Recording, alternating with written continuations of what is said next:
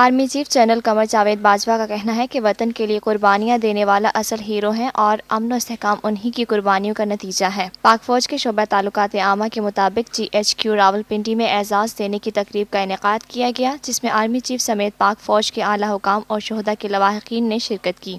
ISPR کے مطابق تقریب میں 33 افسران کو ستارہ امتیاز ملٹری، 1 کو تمغہ جرات اور 35 جوانوں اور افسروں کو تمغہ بصالت سے نوازا گیا، جبکہ شہداء کے اعزازات لواحقین نے وصول کیے۔ ISPR کے مطابق تقریب کے موقع پر army chief general Qamar Javed Bajwa نے شہداء اور غازیوں کو زبردست خراج تحسین پیش کرتے ہوئے کہا کہ وطن کے لیے قربانیاں دینے والے اصل ہیرو ہیں، ملک میں امن و استحکام آفیسرز اور جوانوں کی قربانیوں کا ہی نتیجہ ہے۔ Lotus Lake Towers, a groundbreaking endeavor by Lotus Properties.